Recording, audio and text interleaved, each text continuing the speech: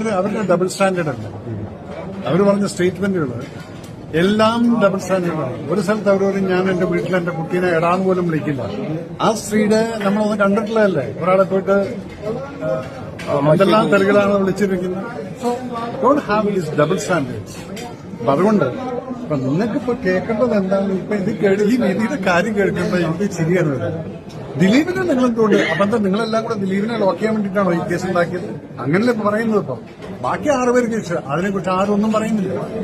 6 പേർക്ക് കിട്ടുന്ന ശിക്ഷ കോടതി കൊടുത്തിട്ടുള്ളത് അതുപോലും കുറവാണെന്ന് പറയുന്ന ആളാണ് ഞാൻ. അപ്പൊ കുറ്റക്കാരാണെങ്കിൽ ഇതിൽ കൂടുതൽ ശിക്ഷ കൊടുക്കണം. കുറ്റക്കാരനല്ലെന്ന് ദിലീപ് തെളിയിപ്പിച്ചു കഴിഞ്ഞാൽ പിന്നെന്തിനും നിങ്ങൾ ഈ മനുഷ്യന്റെ പുറകിൽ പോകുന്നതാണ്. പക്ഷെ ദിലീപേട്ടൻ ഓൾറെഡി ശിക്ഷിക്കപ്പെട്ടു. 85 ദിവസം ജയിലിൽ കിടന്നിട്ടുണ്ട്. സോ ഇതെല്ലാം കഴിഞ്ഞ് ഇതെല്ലാം ആ ജീവിതം നിങ്ങൾക്ക് തിരിച്ചു കൊടുക്കാൻ പറ്റില്ല. ഇനി രണ്ടാമത് നിങ്ങൾ അപ്പീൽ പോകും. എന്നിട്ട് പിന്നെ രണ്ടാമത് പ്രൂവ് ചെയ്യും ദിലീപ് കുറ്റക്കാരനാണെന്ന്.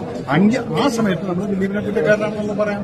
ഇപ്പൊ ദിലീപ് കുറ്റക്കാരനല്ലെന്ന് പറഞ്ഞിട്ട് തെളിയിക്കപ്പെട്ടു കഴിഞ്ഞാൽ പിന്നീട് ദിലീപിനെ കുറിച്ച് സംസാരിക്കണം. അത് അംഗീകരിക്കാത്ത ഒരു ഇഷ്യൂ ആണ് നമുക്ക് മനസ്സിലാവാതെ. ഞാന് ഈ സംഭവം നടന്നതിന്റെ പിറ്റേ ദിവസം ഈ ഏരിയയിൽ വിസിറ്റ് ചെയ്തിട്ടുള്ള ഒരു വ്യക്തിയാണ് ഞാൻ. അവരുടെ കൂടെ നിന്നിട്ടുള്ള ഒരു വ്യക്തിയാണ്. ആ സമയത്ത് ഈ ദിലീപിന്റെ പേരോ അല്ലെങ്കിൽ ഇതൊന്നുമില്ല, ആരാണെന്നൊന്നും അറിയില്ല. പക്ഷെ പിന്നീട് ആരാണ് കുറ്റക്കാരെന്ന് പറഞ്ഞാൽ അവർക്ക് എഗൻസ്റ്റ് ആയിട്ട് ഞാൻ ഇന്ന് സംസാരിച്ചിട്ടുണ്ട്.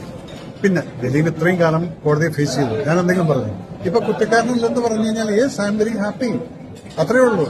ഇതിന് നാളെ നിങ്ങൾ കുറ്റക്കാരൻ തന്നെ ആക്കണം എന്ന് പറഞ്ഞു കഴിഞ്ഞാൽ ഇങ്ങനെ ഇരുന്നാൽ അവിടെ ഇവിടെ റിസൈൻ ചെയ്യുന്നു മറ്റൊക്കെ പറഞ്ഞു. നമ്മൾ ഈ sorry to see this kind of a negative ആളുകളെ കാണുന്ന സമയത്ത്, ഡബിൾ സ്റ്റാൻഡേർഡുള്ളവരെ കാണുന്ന സമയത്ത് പുച്ഛമാണ് അവരോടൊക്കെ. ഇതിൽ കൂടുതൽ എനിക്കൊന്നും പറയാനില്ല പറഞ്ഞു. എന്റെ വികാരം വരുന്ന ആക്കല്ലേ.